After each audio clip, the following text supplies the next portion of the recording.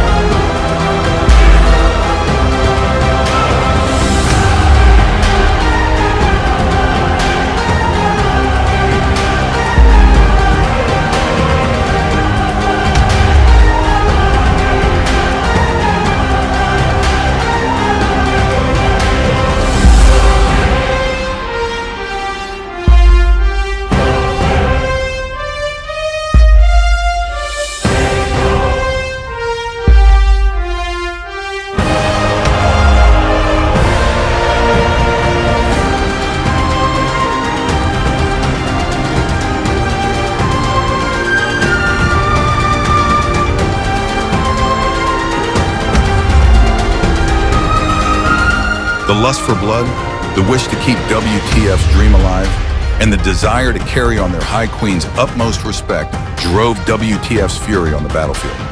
Younglings sharpened their knives on the bones of men as the red paint wrote ballads of war on the white snow. RRH would not relinquish their dreams at the hands of the northern beasts, but they couldn't cope with the bite. Words arrived from the east amidst the heat of the battle. Joseph's forces had slaughtered the enemy at the hot springs. They could no longer hope for the old god's blessings. The expenses would go beyond what they could hope for, but their ancestors' valiant blood would drive RRH's last effort to hold the Greyjoy outpost's defenses. As the fierce battle would suggest a clear winner, Queenie wasn't willing to bet on fate, nor would she underestimate the opponent in front of her. Yosef, who was leading the forces in the east, could feel the final curve for the war approaching, as the enemy was no longer sending newer regiments as before. He knew his sister-in-arms from old times, and he was just waiting for the command. As soon as he could spot the symbolic white raven cutting flight over the clouds, his army was ready to march. Joseph's regiments arrived from the east side, where the remaining outpost under RRH's control still stood. He could only watch Athena and Queenie's armies, as both would laugh at him.